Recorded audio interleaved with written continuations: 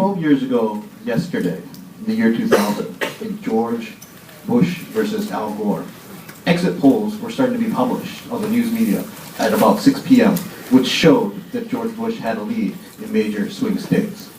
Ultimately, voters on the West Coast, in other states, and even in Florida itself, started to believe those polls and didn't show up and exercise their vote.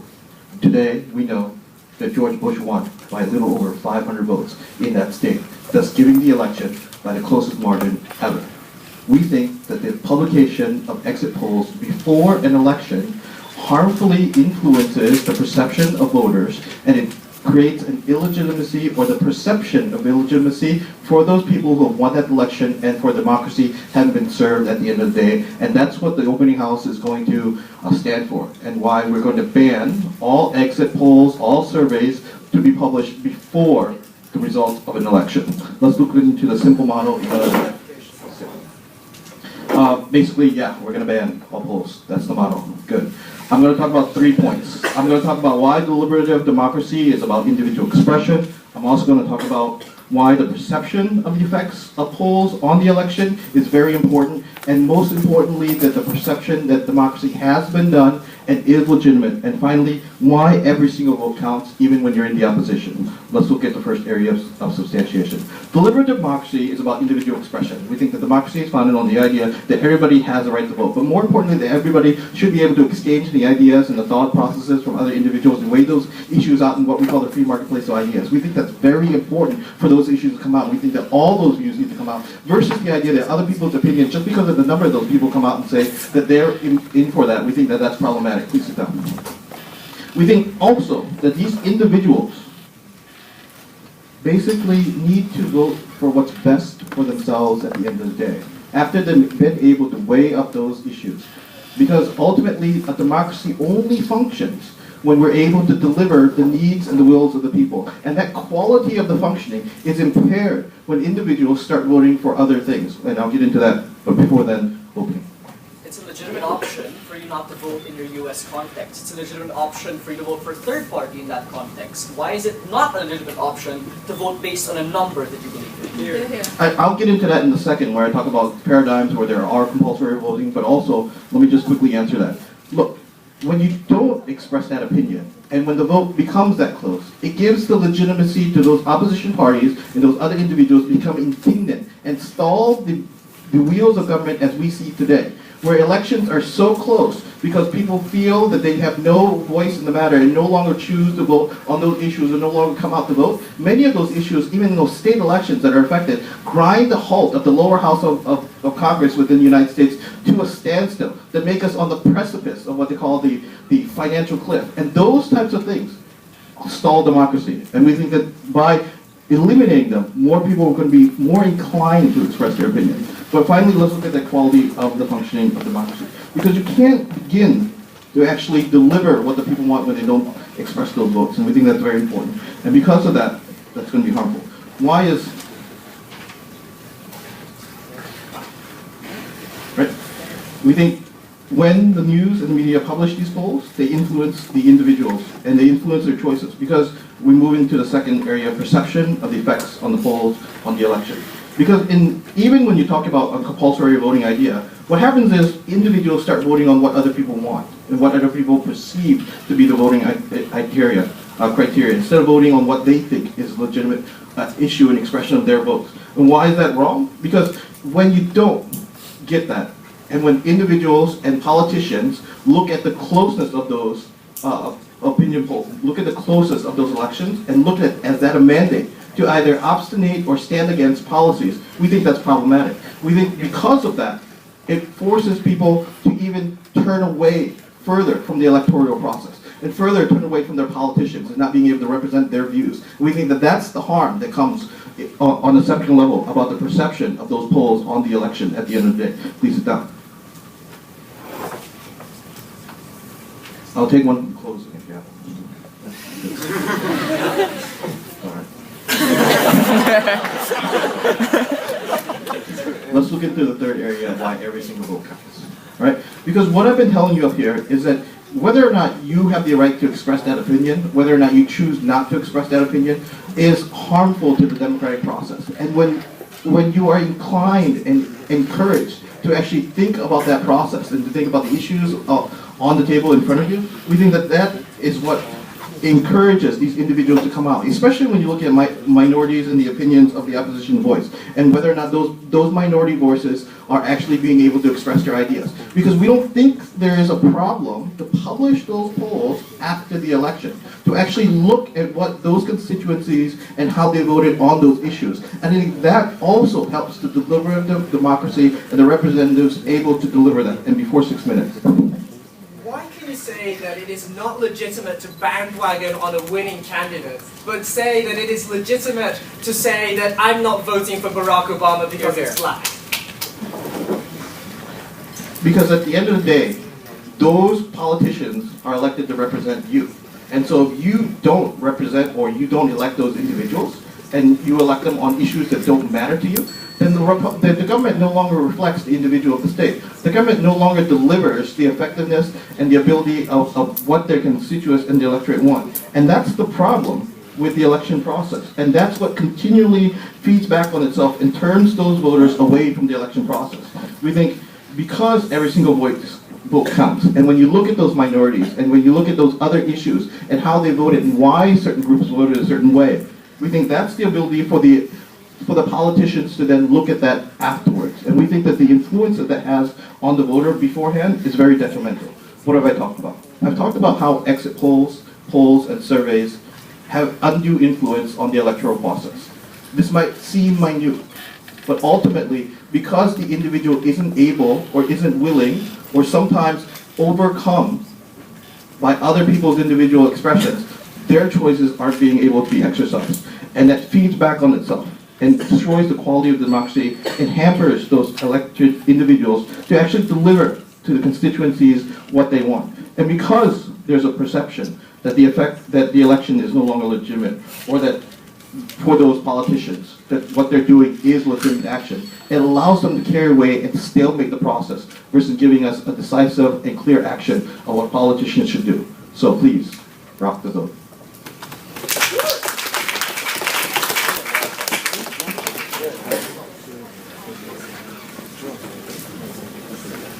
I thank the Prime Minister for his speech. Now to open the case for the opposition, may I call upon the Leader of the Opposition. Here.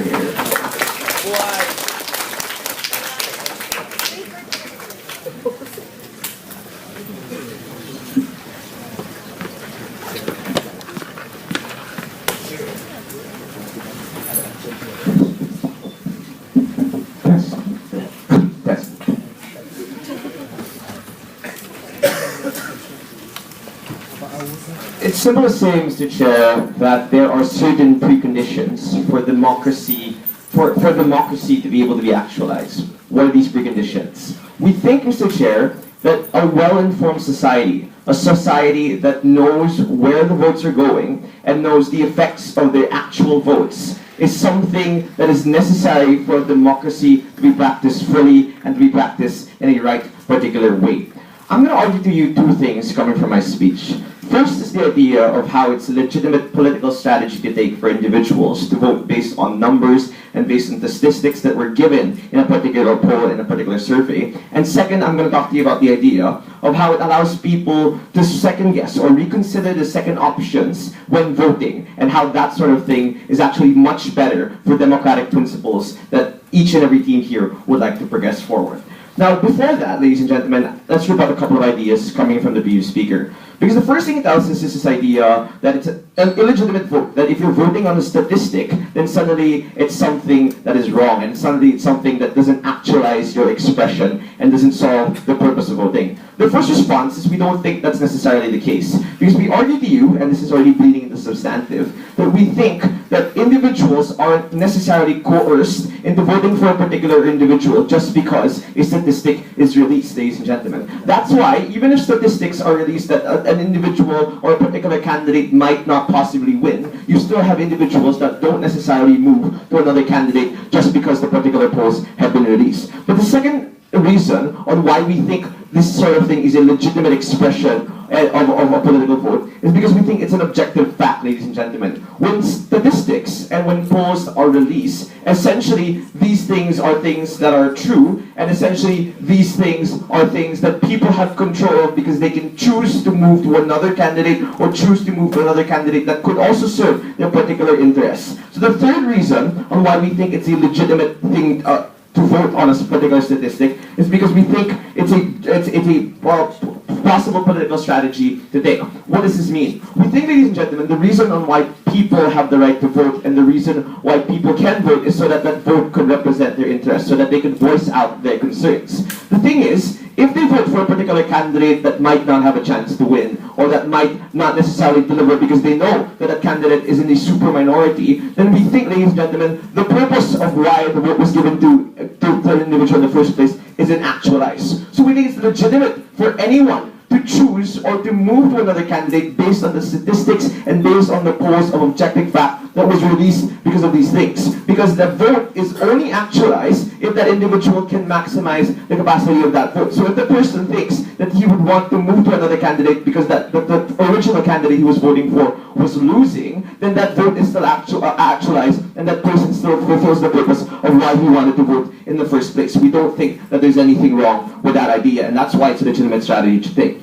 But the second argument, and the second reason why we think that voting on this particular reason or voting based on statistics is a good thing, and why these polls actually help promote the principles of democracy, is because it allows people to reconsider the second options. The premise is this: a statistic or any poll that is released is just like any information that is given towards the public. Like, for example, what Mitt Romney wants to do with a particular policy, or Obama's campaign, or Obama's 4 years in office. These things are informations that are released to the public and that influence the public in different ways. You might move to another candidate because a particular information is released. We're willing to say from opposition side that there is no difference in terms of that information. Information is just information, and those things are just objective fact that actually help individuals actualize certain principles of democracy. But what are the particular principles we're talking about, and how are these things actualized? Two reasons. But before I move on to those particular reasons, closing.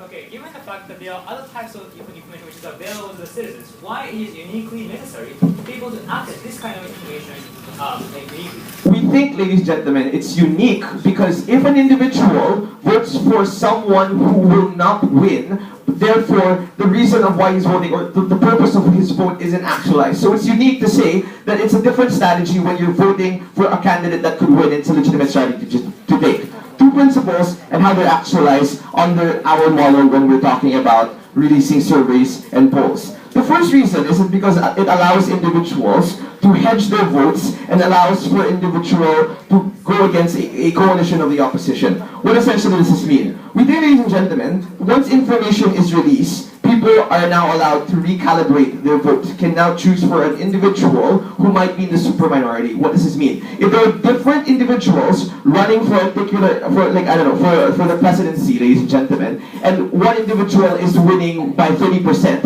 and everyone else is losing by a particular number, if an individual wins in a super minority with 30%, Mr. Chair, we don't think the idea of democracy is really actualized. We think, ladies and gentlemen, what polls allow individuals to do is they allow other individuals who are voting for different candidates to move to another candidate, to make concessions, to have discourse, and to choose another candidate that they might not have initially thought of in the first place, but could still well represent the ideals and the interest of that particular individual. So, if we want an individual, or if we want a vote to really be heard, and if we want individuals to have their interests put forward, then we think it's better done if we don't have individuals winning on a super minority, and if we allow individuals to recalibrate their vote based on that statistic. But the second reason on why we think another principle of democracy is put forward is because we think it fosters a move towards the center. What does that mean? If an individual, let's say like Daryl, who's very Republican, walks or essentially wants to vote all Republican for a particular party, or for a particular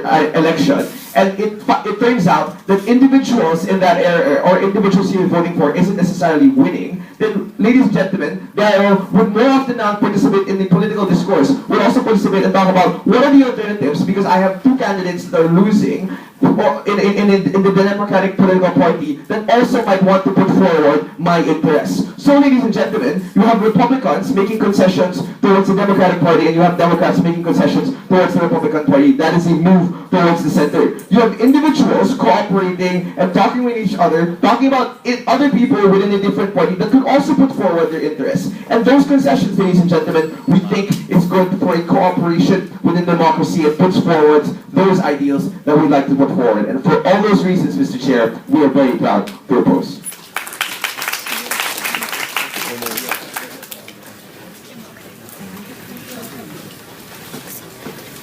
I thank the Leader of Opposition for her speech, and now to continue the case on the government bench, I'd like to call upon the Deputy Prime Minister.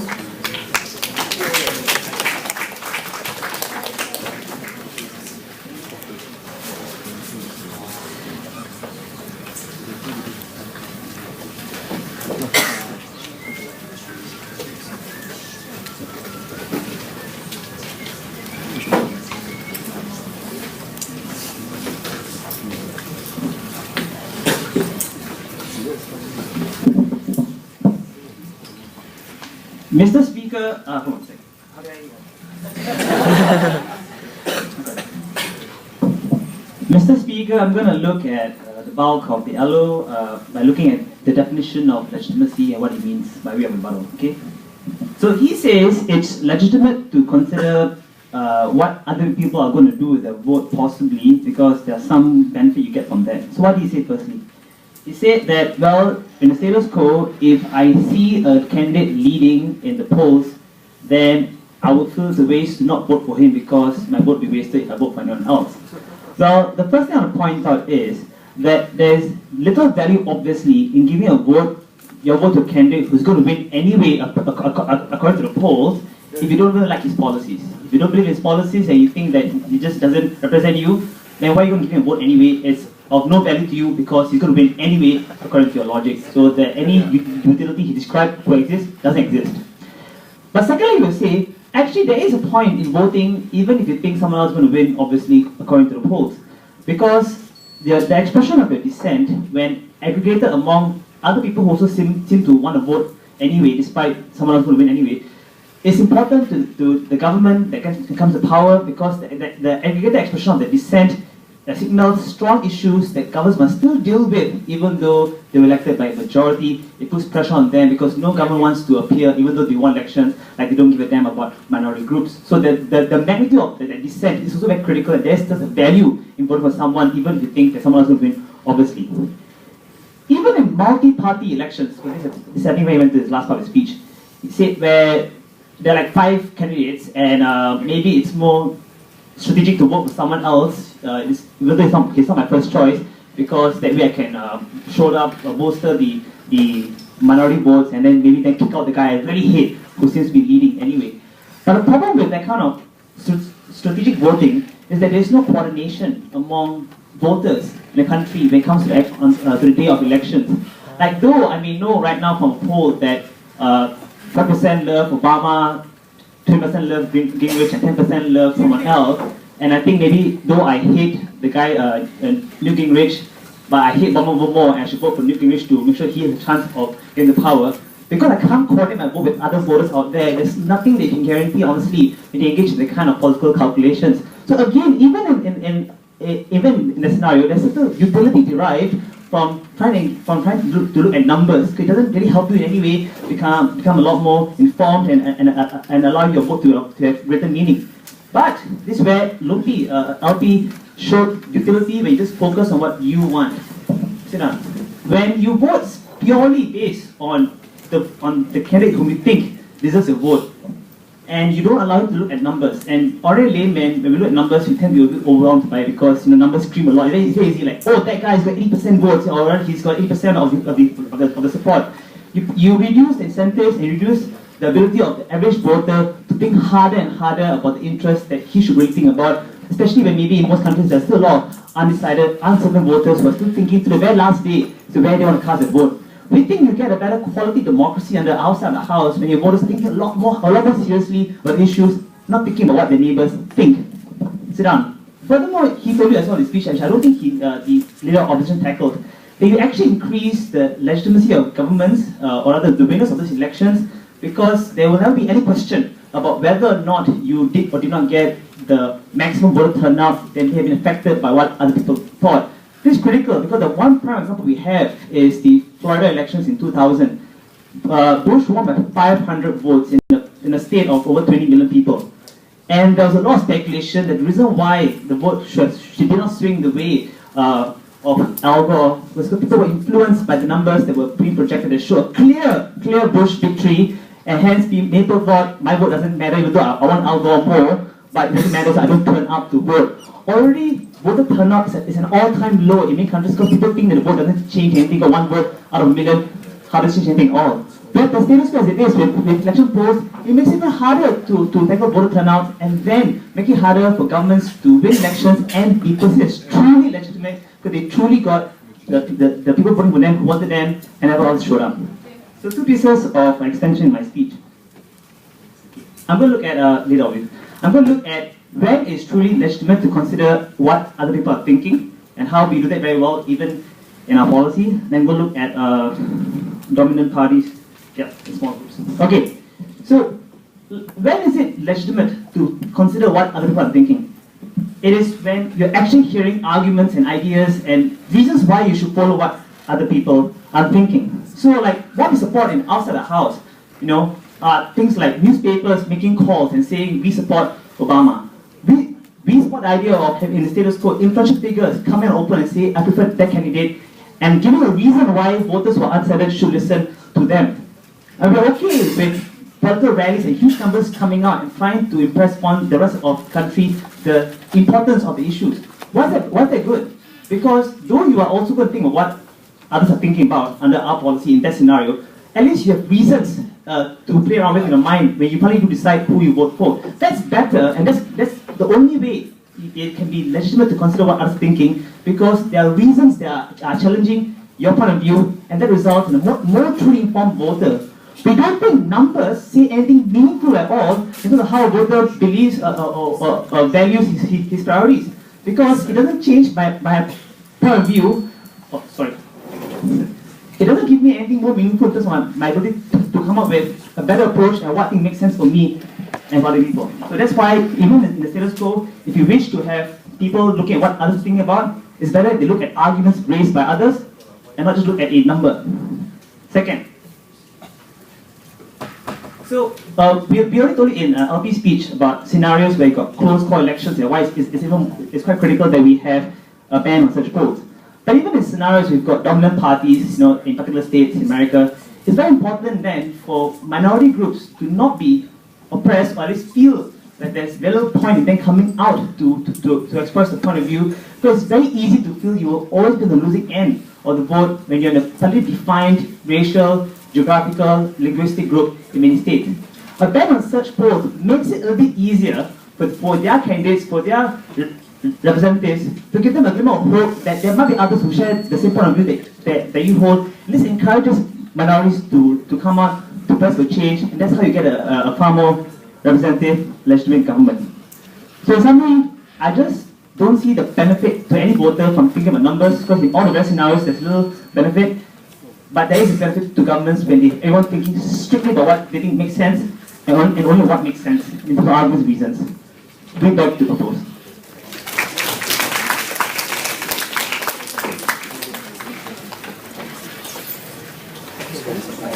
I thank the Deputy Prime Minister for his speech, and to continue the case on the opposition, I'd like to call upon the Deputy Leader of Opposition.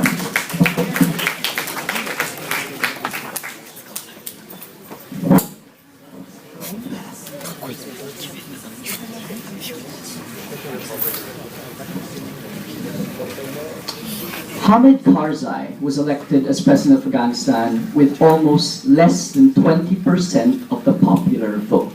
In the midst of this, you had a mass opposition divided into multiple candidates that could have been repaired by telling this united opposition to the Karzai regime that they could have shifted their vote to someone else that they might have had some disagreements with. But the point was, if they all didn't want Karzai in power, you could have formed a united opposition. That was what Deputy Prime Minister didn't understand coming from Gerard's speech. Because it isn't only about numbers and popularity, but I'm going to get to that later. It's also about creating an environment where individuals are fully represented. And I'm going to discuss later in my substantive why it's a valid strategy to use game theory if you all are in agreement that you want one party out of the running. But before that, let me settle two issues in construction and deconstruction at the same time.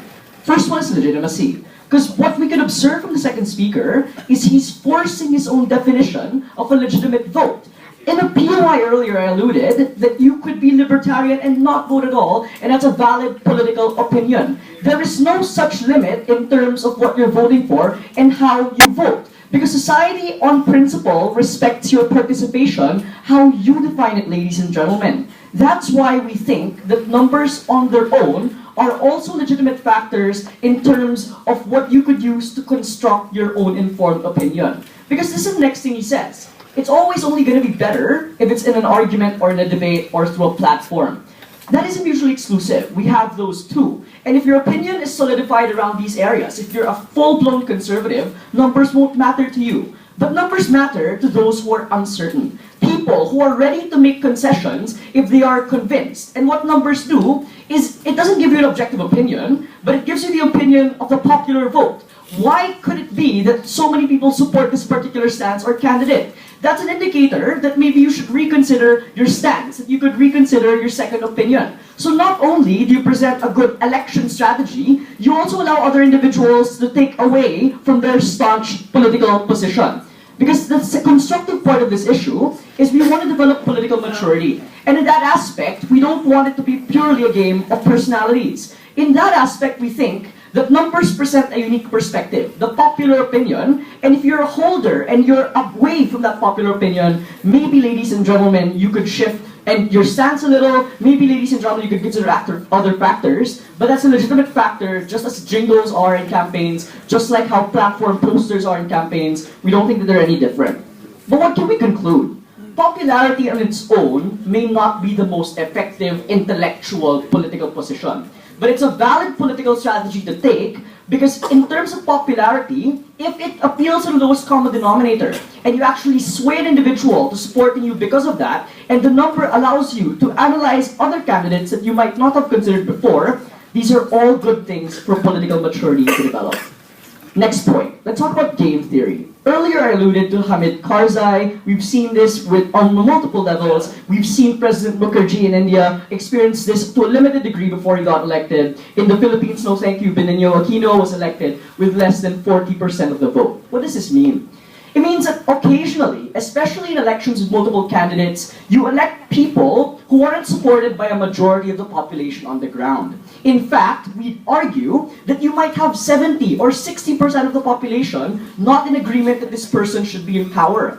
What do polls allow you to do? Your polls allow you to make concessions both on the level of voters and on the level of candidates. In terms of candidates, you could see from the Republican primary, for example, when you see that you're not going to win, you start supporting an alternative candidate whom you think could take your position better. That's why early on Bachmann pulled out of the election. That's why Sarah Palin pulled out of the Republican primary. That's why Santorum towards the end supported Romney over Gingrich, which I disagree with because I really like Newt. What we suggest, ladies and gentlemen, is game theory is a perfectly plausible strategy.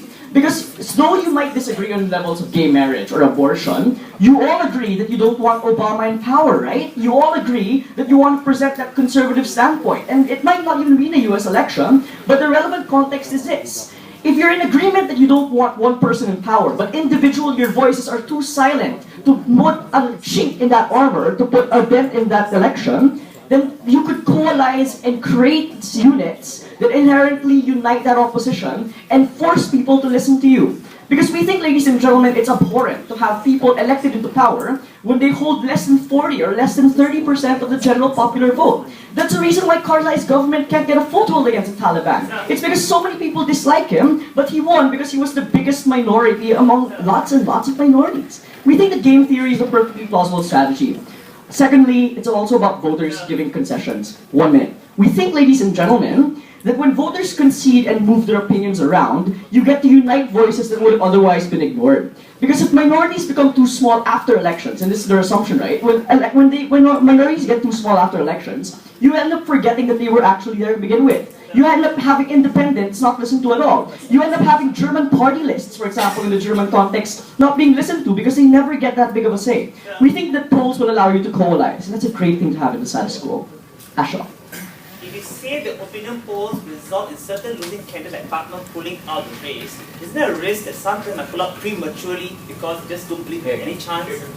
You have pullouts that happen even for smaller reasons, like when you finally agree that your stance is inferior to another candidate. We think that it's also a valid strategy to use numbers in that regard. But the final thing I want to argue is the idea of how they're great indicators of the needs of the public. We have to go back to America and look at swing states. Why is it incredibly relevant that we have polls, given that we have contexts like electoral colleges? It's because we give attention to political campaigns and draw their attention towards places where people have not formed a concrete opinion about the matters at hand. It's a great tool for political dynamism and campaign dynamism at that, because polls allow you to strategize and see where people are uncertain, where you failed to create a solid opinion, where it isn't red or blue as of yet. And we think that's great, because in terms of allowing for these swing states to come to a concrete opinion, polls will allow people to strategize and allow these people to come up to an opinion, to have their political maturity, and to determine for themselves who to vote for. You need campaigns to know this, so that they could mobilize their people there, so they could put up their posters there, and they could put up more information in these areas. What do we stand for? We stand for polls because polls as numbers present a unique perspective. The perspective of popularity and the perspective of numbers, which have a tangible effect to elections. We question, granted that it's so tangible and it's so important, why would we preclude people who need it to function, who need it to have a good election, from having it? We're very proud of those. Thanks.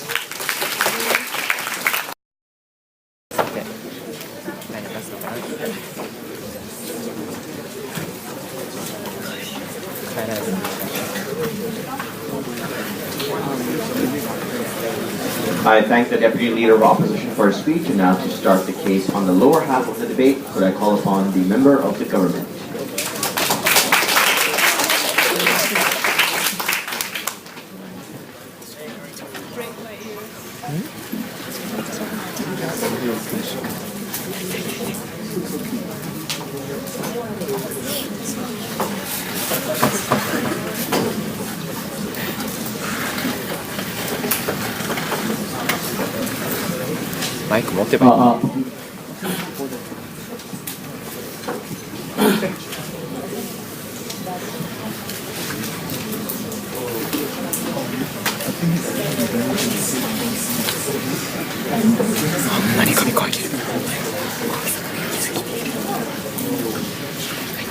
Thank you, Mr. Speaker. So opening government did a very good job. So because they say and they said the very clear stance, and we agree with these kind of things. It means the people should vote purely based on their interest or purely based on their will. And by taking this proposal, we strongly believe we can remove these kinds of external effect towards these kinds of voting action, and we can ensure more good elections. So these are basic stance, and we agree with the opening government. So I have the closing government. I want to more further analyze what's happened under the firstly, the extension is about the why we can ban, especially about the political opinion poll. So from the closing government, I want to compare with another things, like the threatening people to vote something by using the gun or so forth, or maybe they're using the money or so. I want to compare these comes another banning criteria. And secondly, I want to furthermore explain about the why the political opinion poll has a strong power, especially we are talking about the inaccuracy of these kinds of political opinion poll, why NBC it is a very dangerous, and secondly about the group dynamics. So anyway, no thank you. Let me engage with what the previous speaker said. So firstly, the new argument coming from the previous speaker is about they have the right to avoid someone who really hate, avoid these kinds of candidate becomes a president. But the thing is, firstly, Furthermore, if the one person has maybe the 40% popularity, in such kind of situation, a lot of citizens think they give up to defend these kinds of things because he has a strong majority power and the people cannot come up with a united opposition party, all of the opposition party, and against these kind of things. Furthermore, people have the tendency to just give up and didn't vote and just forced by these kind of things.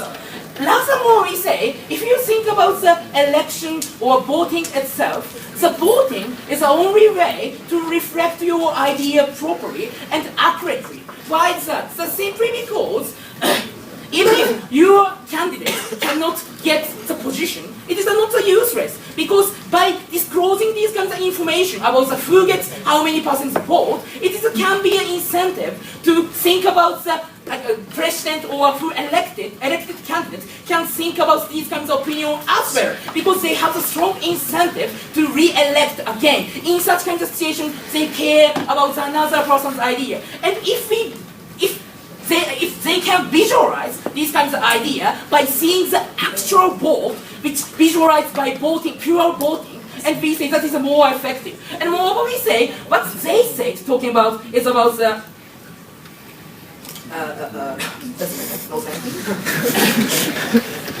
they're talking about the concession. So by seeing the political opinion poll, they can make the concession between the candidate and between the voter or so forth. So firstly, even after the election, they can make the concession. And furthermore, we say, by seeing these kinds of pure result of the information about the full vote and how many people get, which policy gets how many votes, by seeing these kinds of information, there is a more accurately makes a concession between the people to people. So therefore we say, even after the election, they can make the concession. So therefore we say, there's a no unique argument coming from the opening government. Yes.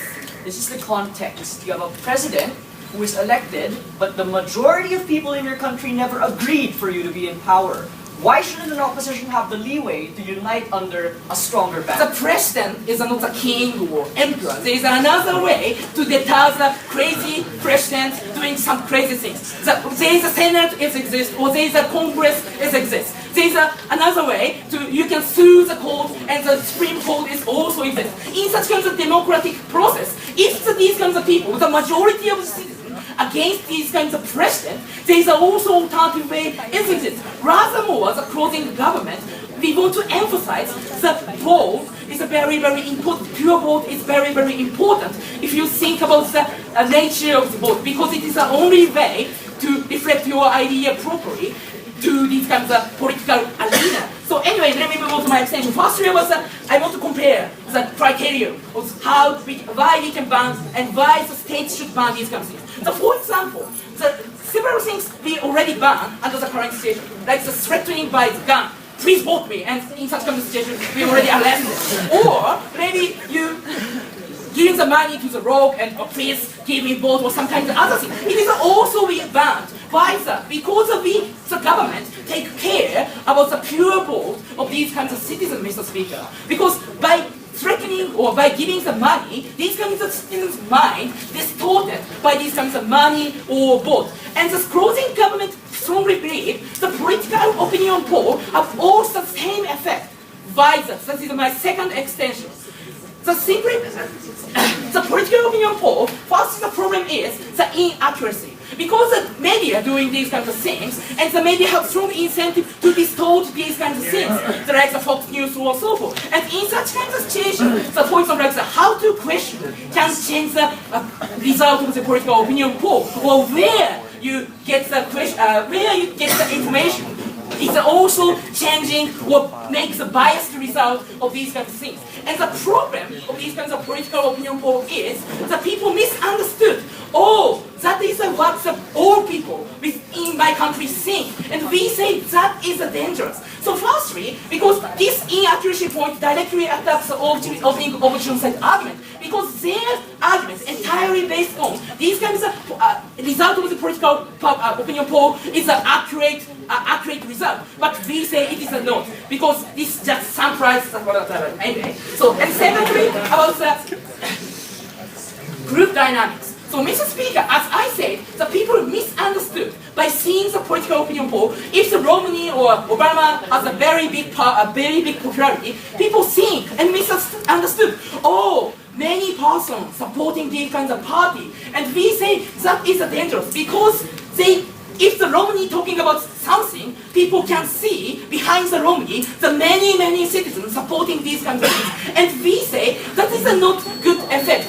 And especially if we are talking about the third party, it is a very unfair. Even if their policy is very good, because of the existence of the political opinion poll, the Romney or sometimes Obama can strength by using the political opinion poll. And we say, Mr. Speaker, citizens should examine your voting purely based on the policy or your own interest. So therefore we say we are very proud to propose the motion. Thank you.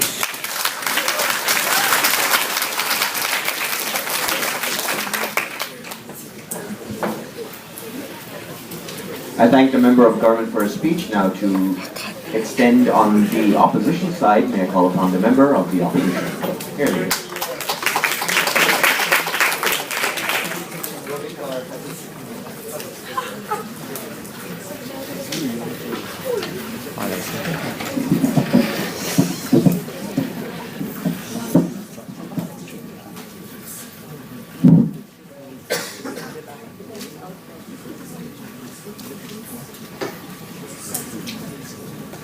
Mr. Speaker, ladies and gentlemen, opening opposition told you how numbers are necessary for individual voters. We on closing opposition tell you how numbers are necessary for politicians in order to enrich democracy. Because numbers pressurizes politicians to act in certain ways that they would otherwise not have done, which is why we are very proud to stand on the opposition in today's debate. We're going to talk to you about three things. Firstly, we're going to talk to you about what statistics represent, and we're going to be extending opening opposition's arguments on them and basing substantive of our own. Secondly, we're going to be talking about how politicians are going to be using this stat to improve democracy. And third of all, we're going to be talking about how politicians can make the appropriate exit strategy to run away from primaries. But before that, several points of rebuttal. Right? Firstly, we get two really nearly simple, similar arguments from the government benches. We get from OG that numbers makes voters irresponsible. Mr. Speaker, there is no obligation in a liberal democracy that says voters have to be responsible in their current paradigm, right? We don't think, therefore, no thank you, that people have to convey their opinions accurately in the first place because they have a choice, firstly, not to vote. They have a choice to donkey vote if they want to. We don't think there is any moral obligation on their side of the house to say that voting has to be responsible. No, thank you. Then we get this idea from closing proposition that says numbers are fundamentally coercive. And they give you the example of media. Media are coercive without numbers anyway, right? Fox News gives biased information regardless of whether they say Obama has only a 30% approval rating or not. So we don't really think that it's the numbers that play into the arguments of closing proposition, no thank you, but the nature of media itself. We think that we've successfully debunked them on that side. But even if, Mr. Speaker, numbers do matter, we think that numbers matter in the way that it gives politicians something to act on. And that brings me nicely to the first extension. Right? No, thank you. Right, what opening opposition told you is that numbers represent a collective and holistic information about the popular vote. What we tell you on our side on closing opposition, Mr. Speaker, no thank you, is that it actually also represents the numbers you need to get in order to get elected into office from the politicians, right? It's not 47% does not only mean 47% of the population support you. It also, as the opening opposition says, it also says, Mr. Speaker, and we get this in closing, that 53% of the population don't support you, and you can't get a majority unless you do better. So these kind of incentives actually pressurizes politicians to do better and to perform better, right? What happened in the first of the presidential debates between Obama and Romney is that 40% of the population thought that Romney won the first of the televised debates, as opposed to 25%, no thank you, for people who thought that Obama had won the debate. This actually pressurized Obama into making better election promises, pressurized Obama into making better election strategies to improve upon the things that he had, so he probably probably did better in the second debate. We don't really know, right? No, thank you. So what we tell you, Mr. Speaker, is not only that it pressurizes individual voters to change their voting strategy, it also pressurizes politicians to become closer to the population, to listen to the population. It also pressurizes them to conform to the majority. And I'll take the opening. Look, let me tell you extension now. Politicians can do surveys and polls without publishing them. Yeah. But Mr. Speaker, politicians can do... Right, it's all about not having polls, right? That's what you said on your side of the house. So I don't really see why you can put that point of information out now in the first place. But even if that was the case, Mr. Speaker, it gives a lot, the public current paradigm of polls gives a lot more accurate opinion, right? Because people are fundamentally biased. Democrats are more likely to ask registered Democratic voters about how their presidents are doing, right? They're not going to knock on the door of Mitt Romney and say, hey, how do you think Obama's doing right now? Right? We think, Mr. Speaker, because people are fundamentally biased, you're not going to get a holistic picture unless you have a public third-party organization publishing these results, which we think deals with that point of information, right? So what we tell you on our side, firstly, Mr. Speaker, from the first and second extensions, is that those numbers are not only like numbers from the perspective of individual voters to change their voting strategy. It's also a yardstick for politicians to change their decisions. It's also a yardstick for politicians to associate themselves with the candidate. And that enriches democracy in a far more better way, right? Because suddenly Obama is under pressure to be re-elected, and then he doesn't have the majority that is required. It means that he is better able to act on these kind of premises and make sure that he delivers these kind of changes. No, thank you. What do we tell you from the third extension? We tell you, like, opening opposition talks about how you can have a unified opposition because voters change their strategy. We say that this applies for the politicians too, right? The reason Herman Cain pulled out of the elections was because nobody was voting for him. He had like 25%. Maybe he got sick of saying 999, I don't know, right? But the end result is, Mr. Speaker, Herman Cain saw those figures and said, I'm not going to run for this election anymore. It wasn't the voters that changed it. It was the politician's decision himself, at the end of the day, that decided, right? That it works in more ways than one, right? Because we get people like Ron Paul who didn't pull out, right? But also, Mr. Speaker, what we tell on our side is that numbers do matter to these politicians, right? What we don't have under their paradigm is the candidates withdrawing their run for the primaries, right? You get Michelle Bachmann running, you get Rick Perry running, you get I forgot who running, right? In the Republican primaries. And then the voters are really at a loss, right? Because who portrays their best accurate position now that you have 5 or 6 people to choose from, which debunks the idea of the opening proposition, which says that you must have a choice. We say that too many choices is also a bad thing when it comes to making choices in itself, right? Opposition says it's best reactive if you can best choose. We say that if you have too many options, you end up not being able to choose at all, which is counterproductive to the idea of democracy, on what we think, Mr. Speaker. What has closing opposition told you in today's debate? We told you that numbers represent a far more credible statistic than the pressure that politicians can act upon and change their policy to associate themselves with the people. We say that that enriches democracy in more ways than it does harm, and we are very proud to oppose.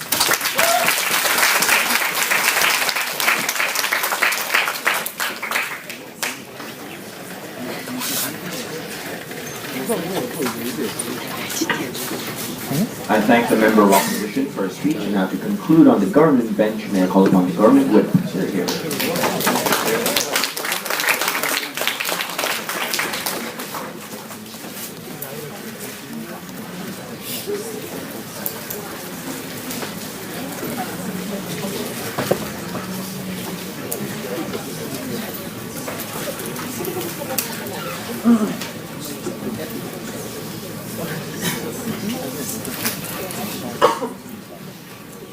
Thank you, Mr. Speaker. There are 2 questions at the end of this debate.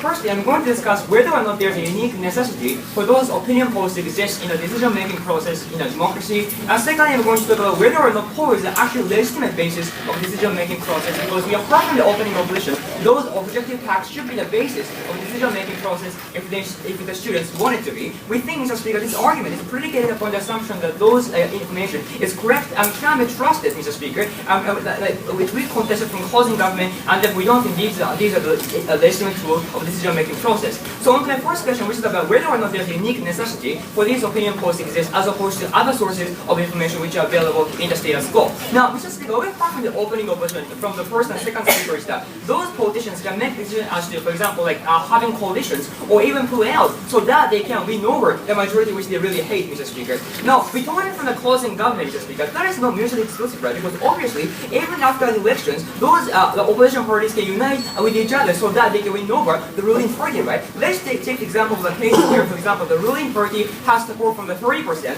and the two opposition parties, which have similar views, have 20% support on each party, Mr. Speaker. In those circumstances, by looking at the number of seats they got and the election, they can choose to form a coalition after those elections, right? And then we don't think that was mutually exclusive in the first place. But secondly, more importantly, the coalition on the upper limb is better than the upper limb. Why, Mr. Speaker? Because as we told you in our extension, those opinion polls results tend to be inaccurate, and therefore those politicians might be making a wrong decision based upon the inaccurate information, and therefore it might not be a wise decision for the politician to pull out looking at the result of the poll in the status quo, Mr. Speaker. The election results are more accurate, Mr. Speaker, and sourcing the information for the politician to base the decision about whether or not they pull out, whether or not they have the coalition, and therefore we think our model can better achieve in that regard. Now, what we heard from closing opposition in their extension is that, first of all, politicians are affected by the opinion polls as well as citizens. He talks about how, Mr. Speaker, like politicians will have incentive to do well after looking at the results of opinion polls, drawing the example how Obama that did better in the second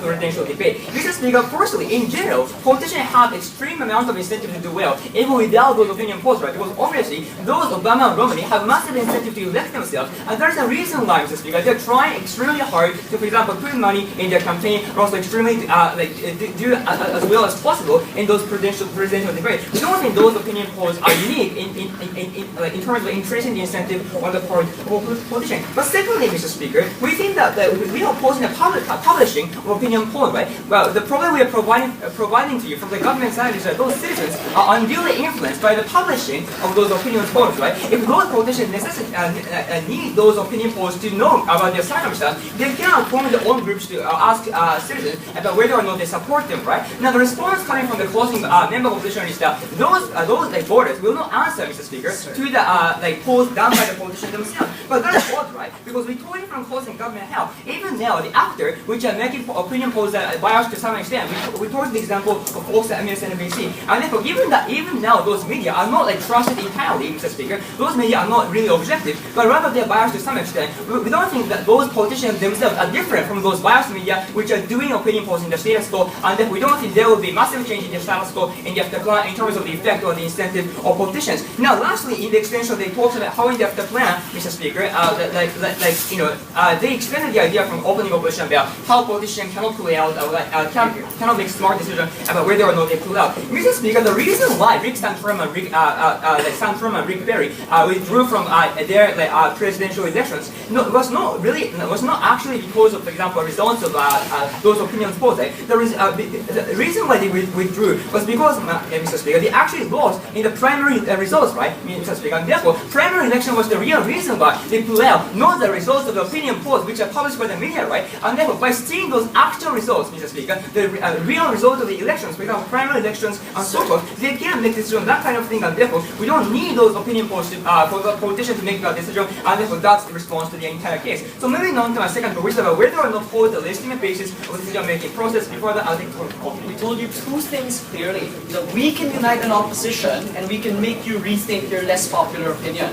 So are you prepared to defend that if you buy better calculators and your election survey is accurate, you're okay with it? First of all, Mr. Speaker, we told you how those polls tend to be inaccurate. So that's what I'm going to extend in my second issue. So which is about whether or not polls are the legitimate basis of the decision-making process. Now, where we go from opening opposition is that those polls are objective facts, and therefore that should be regarded as a valid tool for people to use in the decision-making process. But we told you how, Mr. Speaker, it is questionable whether or not the quality of these surveys results is really correct or accurate, Mr. Speaker. Because the reason why we have to care about these the accuracy of results is because, Mr. Speaker, we think people should be should base their decision purely on their own opinions, right? And therefore, Mr. Speaker, and goal of democracy is that people base their decision-making process on the genuine wants and genuine needs, and that is why, Mr. Speaker, we can maximize their utility and maximize their achieve their benefits and rights in the process of democracy. And therefore, we think that if the quality of this specific information is not trustable, Mr. Speaker, and is not traceable, we think that this is not a legitimate tool for the people to use, Mr. Speaker. And that was exactly what we told you from closing government. We told you how, Mr. Speaker, closing is to be inaccurate because A, those media have massive incentive to destroy the information. For example, they can select where they collect their opinions, or Mr. Speaker, they can ask things like, for example, whether or not they support or not support, but they can hold the people in the middle to opposition, Mr. Speaker, in this kind of way. But if those things are not done, Mr. Speaker, like if 1,000 people are targeted in those opinion polls, the media can make it look like, for example, it is tantamount to the actual result of elections, although people who participated in the opinion polls making process is not like tantamount to the actual population of elections, right? And in this kind of many ways, media can bias the results of opinion polls. The response coming from closing up is to say that this is not going to be different under our proposal because obviously those media can be biased without this opinion polls. But this is the thing, right? If those media, even though they might be biased in the our proposal, they only forced to compel to provide the reasons, right? Instead of those opinion polls, instead of those numbers, and that is why even if they are biased, there can be a criticism or there can be a discourse toward those reasons, right? Provided by MSNBC or Fox. As opposed to this, Mr. Speaker, because those numbers seem like or look like objective facts, Mr. Speaker, which cannot be challenged, those biased media can utilize this unique factor or the shield of respectability of those opinion polls to, Mr. Speaker, to make it look like the opinions are absolutely correct. And that's Mr. Speaker, those biased media can have undue influence by utilizing this unique tool of political opinion polls. And that's the reason why, Mr. Speaker, we have to change their incentive by forcing them to rely upon more other like reasonings and so forth, Mr. Speaker. We think that will going to like increase the quality of information citizens have, and therefore we are going to improve the quality of decision-making process for those loads of reasons we are extremely proud to propose.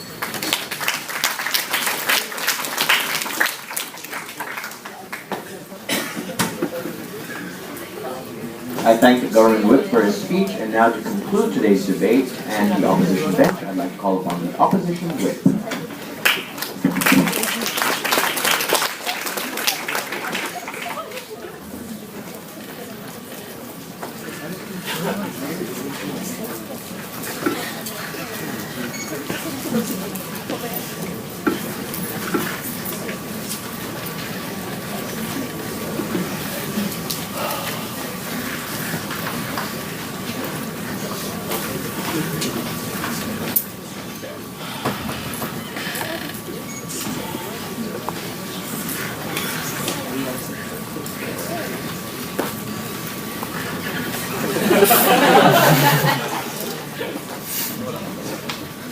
Thank you, Mr. Speaker, members of this House.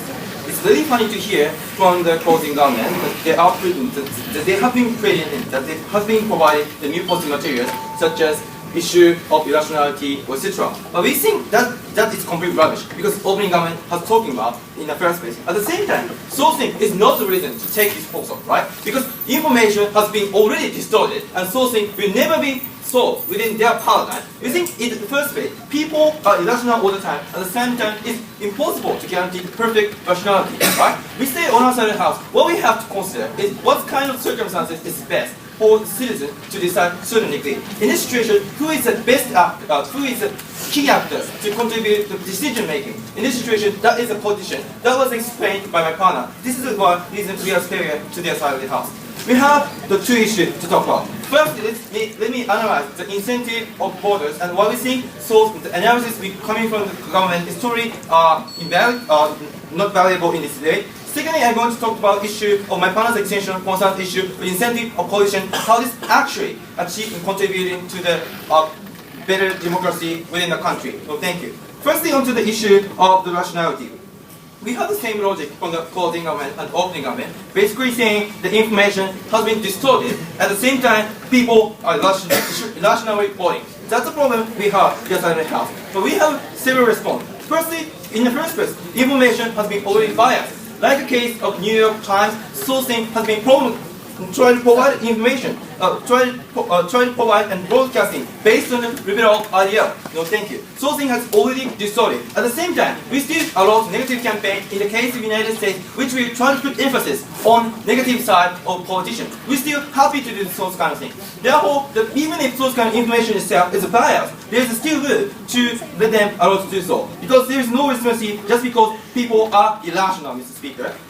Therefore, we say sourcing is not a problem at all at the end of the day. But at the same time, we have already pointed out, as I have already pointed out in my introduction, it is pretty obvious. It is impossible to guarantee the perfect rationality of an individual. What we have to do is try to provide the circumstances which is necessary for decision-making process at the end of the day. Therefore, we say sourcing is completely irrelevant at the end of the day. Thank you. At the same time, second thing we had from the opening government was basically the minority has been oppressed. Well, that's funny. It's still under their policy. Minorities are minority. It's impossible to change their circumstances. How do they change that? They never explain to us in this first place. Therefore, we say sourcing is completely irrelevant at the end of the day. At the same time, another positive materials we heard from the closing government is because sourcing is something like coercive measure, such as the threatening.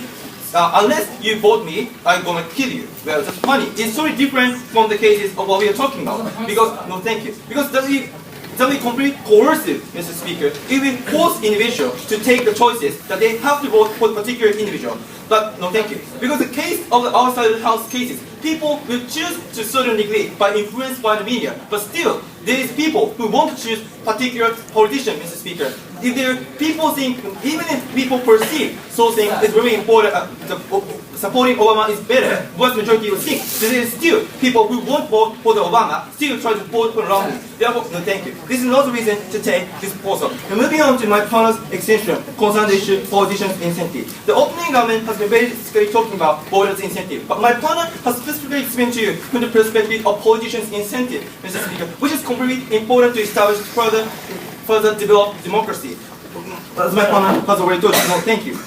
At the same time, what kind of incentives are there for the politicians? Politicians, because there are certain criteria that they can value whether they have been supported by the individuals, supported by the citizens, whether they are not being supported by the citizens. Therefore, they can know what kind of efforts should be done. Only response we heard from the closing government was something like, because in the status quo, they have incentive to do so, even if under their paradigm, they will still try to do so. No, thank you. The difference between their paradigm and our paradigm is very simple. Because there are objective evaluation from the third party, meaning that the politicians don't try to consider only by themselves. No, thank you. Because there are people who actually try to vote in. Because of the existence of those border tradition will perceive sourcing. How do they act? No, thank you. Because there are information, how to value whether they are being supported. Therefore, they can do the better effort for concern the issue of political election, Mr. Speaker, such as try to change the stance toward the healthcare policy concern the United States, or any other kind of such as abortion debate or gay marriage issue concern gay marriage, etc. Sourcing is far more better than the status quo. Why? Because we can achieve the certain degree of the maximization of reflection of individual opinion rather than status quo. Therefore, we say sourcing is extremely important. Now I take the point of closing. So these kinds of distorted incentive of the media, supported by these kinds of visualized image of these kinds of majority citizens supporting the Obama or supporting the Romney. Why these kinds of coercive power is okay under the current situation if you're against the money or threatening another person? So your argumentation is something like prohibiting media, right? Because the media itself has been already distorted. What they want to do is simply try to prohibit media. But the contradiction of the CSI house is basically they are not opposing the existence of media itself. They have to explain to us specific reasons to take this proposal. No, thank you. Mr. Speaker, therefore we say in the first place, their extension itself doesn't stand. At the same time, the case of the opening government has been already doubted by my panel's extension concerned because the existence of politicians, firstly simply because the voter has no incentive. At the same time, the politicians' incentive will contribute to the achieving better democracy in the country. We already specified to you the clear difference between the paradigm of status quo and afterplan. Concern the issue of there are objective criteria which will influence the action of politicians, which is completely important because this will actually affect entire policy in the first place. Therefore, we say social extension is important. The second thing we like to point out, that the response we have from the government is basically talking about coalition can be achieved even under their paradigm. But this argumentation is based on one assumption that information is accurate. But we told you on the side of the house, sourcing is irrelevant at the end of the day because their assumption is based on things, but we told you sourcing information is not the reason to blanketly ban something. Therefore, source education doesn't say our side of the case still stands. We told you on the side of the house, very simple thing. The politician is one of the important actors which influence the democracy, and this is a unique contribution which has been brought by my partner. That's why we say we have to oppose the motion.